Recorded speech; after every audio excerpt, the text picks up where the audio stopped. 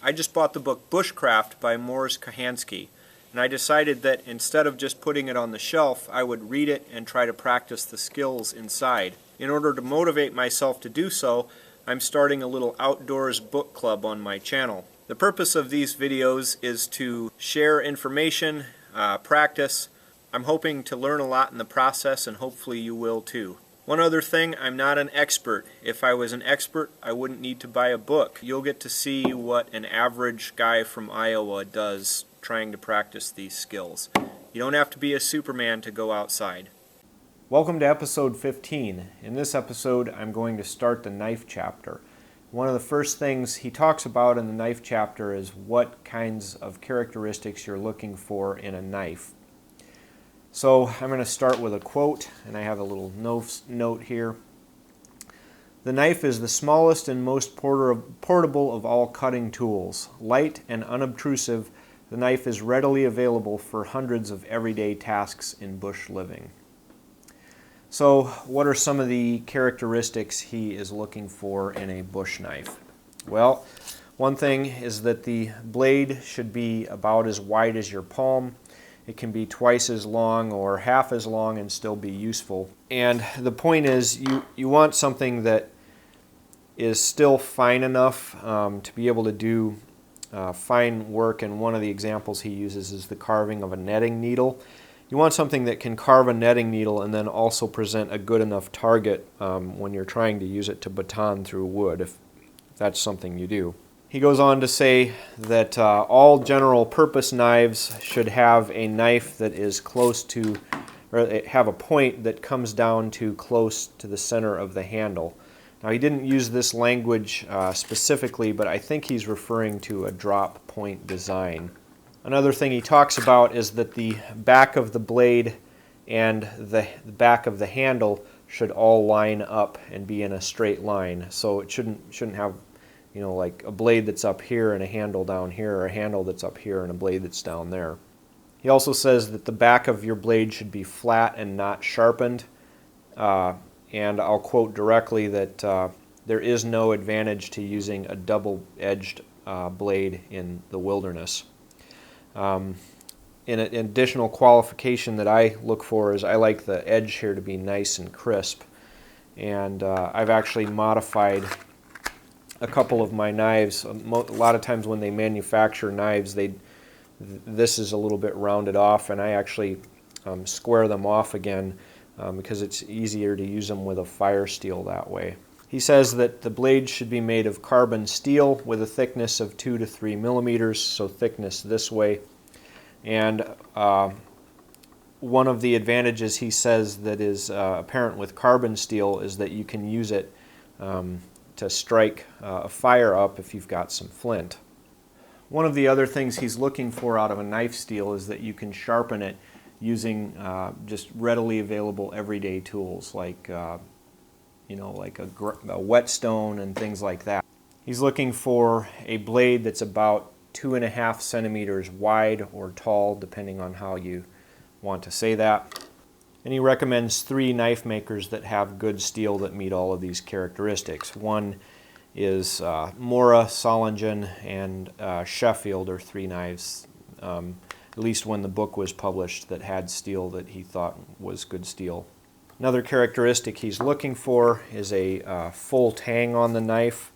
And if you're not into a bunch of knife jargon and things, what a full tang is where you have the blade that continues down the entire length of the handle all the way to the back, and it's basically a solid piece of steel from the tip of the blade all the way to the back of the handle. The handle should be of a water-resistant material, and it should be nice and strong, and you should be able to shape it to your hand to kind of customize the feel of that knife in your own hand.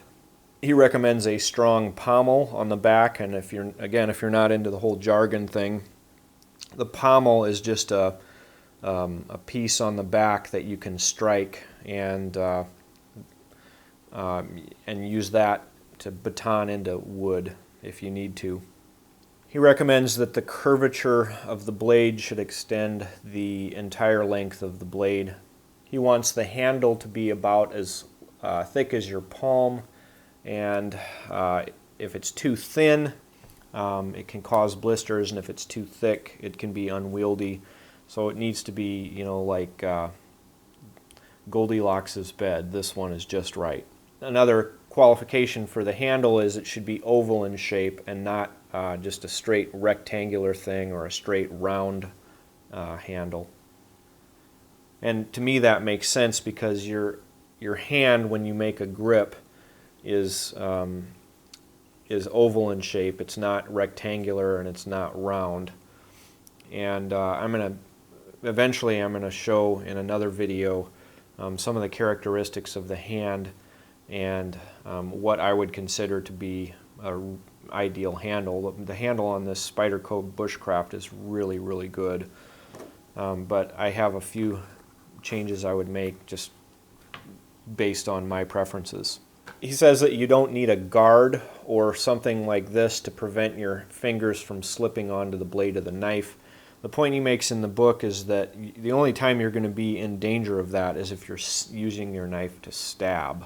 Finally, he suggests a strength test, and for the strength test you should be able to drive the knife into a tree up, 4 centimeters in or about 2 inches into the wood, and then you should be able to stand on the blade. I'm not going to do that. So now I have an assortment of knives here that I've used over the years for various things, and they're all pretty good knives. And I'm just going to go through these one at a time and see how well they meet his criteria.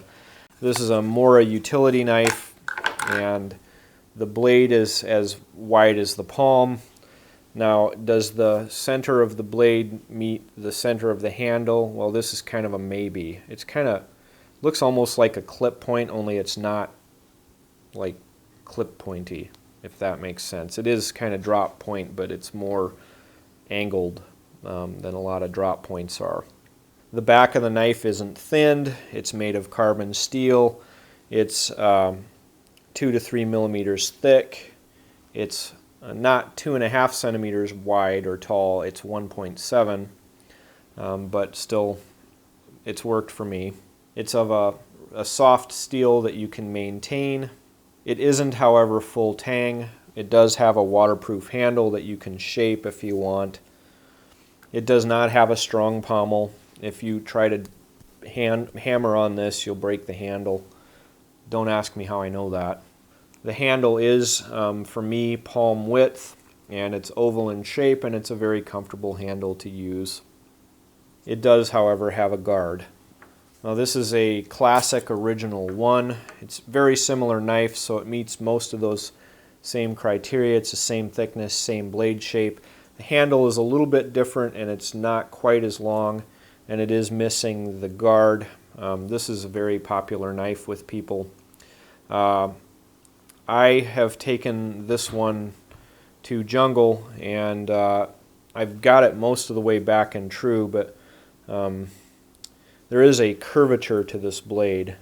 And the reason there's a curvature is I was using this to baton through a piece of wood to split it, because down there a lot of the wood has to be split in order to be burnable, or at least with somebody with my limited experience, I have to split the wood in order to make it burnable. And when I did that, I was pounding this through, and it pounded through all right, but when I got done, it was bent. And so it's still a little bit bent, and it didn't bend at the usual place, which is back here. It bent in the middle of the blade. It doesn't have a pommel. The steel is pretty easily maintainable. Now, this one is one of the laminated steel models. It's not just one of their regular carbon steel models. This is a Mora Classic 2. It's got a little bit longer blade, a little bit taller blade. It's 2.1 centimeters, so it's almost at his ideal 2.5. It's got a longer handle, which I like. It's still not full tang, it still doesn't have the pommel, but it doesn't have a guard. And this has been a very useful knife for me. It's the same steel as the other one, so it meets all those criteria as well. And this is an SE3, and it meets the blade requirement. Let's see, what else? It's a drop point, so it meets that requirement. It's of carbon steel, so it meets that requirement. The blade is 2 to 3 millimeters thick, so it's the right thickness, and I actually prefer this thickness on my blades. It's of a steel that is soft enough that you can easily sharpen it with available tools, and I've done that to this knife over and over and over again. It's a little bit taller than his ideal knife. This one comes in at 3 centimeters. It is full tang and it has a water-resistant handle. However, the handle on this is of the rectangular design, and one thing that I have noticed with this knife is that if you're cutting with your hand like this over a long period of time, this kind of narrow spine here does dig into your first web space here quite a bit. It has a strong pommel on it, and I have used this both in the way that he mentions, and then also because this one is pointed, I've used this to kind of chip out the center of a rock to make a socket for a bow drill. Now this one doesn't have a guard per se, but the handle dips down and then pops back up. So I'm not sure he would like that, but the blade, at least on the back, is even with the handle. Moving on, this is a Condor. I think it's the Bush Lore. This is a really pretty good knife. If you get the walnut handled one, it's only like $30, and it's a pretty nice little knife. The blade meets the blade criteria. It is a drop point, meets that criteria. The back isn't thinned or sharpened, it meets that one. It is of a carbon steel. It's 2 to 3 millimeters thick, which is a good size. It's a little bit taller than what Mors says is the ideal. This particular knife is 3 centimeters tall. It's of a soft steel that's easily maintainable, and it has a full tang. It doesn't have a strong pommel, so it doesn't have the built-in pommel, but this is a pretty tough surface back here. The back of the knife isn't thinned, although there is some jimping there. He never commented on jimping, and the back of the handle is even with the back of the blade. It's a high carbon steel, and it's the right thickness. It's a little bit thicker than the 2 to 3 millimeters. It's actually 4 millimeters, and it's a little bit taller than the 2.5 centimeters. This is 3 centimeters tall.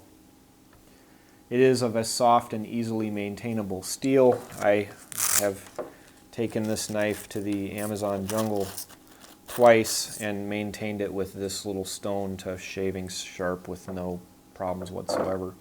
Obviously it's full tang. It has a pommel on the back, and the handle is as wide as your palm. Ethan Becker makes extremely comfortable and usable handles. On this knife, if it was just a little bit thicker, it would be perfect, but as is, straight out of the factory, it's great. And again, this one doesn't have a guard per se, but there is a dip and then it comes back up, so I'm not sure what Mr. Kochanski would make of that. Next we have the Spyderco Bushcraft, and it's a real nice knife. It's palm width, it is drop point. The back isn't thinned, and it's nice and sharp for striking your fire steels. It's of a carbon steel. I think this is 01 tool steel. It's a little bit thicker. It's 4 millimeters thick. It is exactly 2.5 centimeters tall or wide. It's of a soft steel that you can maintain with regular tools. It is a full tang knife. It has a water resistant, this is G10, and shapeable handle.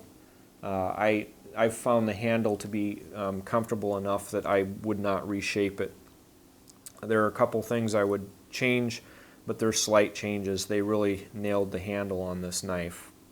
Doesn't have a strong pommel, and that's really not an issue for me, but just does not meet the criteria in the book. Again, the handle is palm width and very suitable. And it doesn't have a guard per se, but there is a little dip and then a pop back up. Finally, this is the BHK, or Blind Horse Knives Bushcrafter. It's the palm width blade. It's a drop point. The back isn't thinned, and it's not rounded off either, so you can strike a fire steel with this. It is of carbon steel. Again, I think these are 01 tool steel. It's actually a little bit thicker. It's 4 millimeters thick. The blade is 2.8 centimeters tall. It's of a steel that is soft enough and easily maintainable. The only thing I've ever used on this is a whetstone, and it is shaving sharp. It's full tang. The handle is waterproof, and you can shape it should you desire. I have not done that. It doesn't have a pommel on it, which again isn't a big deal to me. The handle is as wide as your palm. It is oval in shape, and it is fairly comfortable. I would change just a couple shaping details, top and bottom, but that's for another video. And there's no guard, but again, the handle dips slightly. So I've just covered a few of the knives that I've used in the capacity of a woods knife, and they're all good, and I like them all. Is any of them perfect? No. None of these is like absolutely perfect for every task for me. I like some of them better than others, and I'm not going to say which.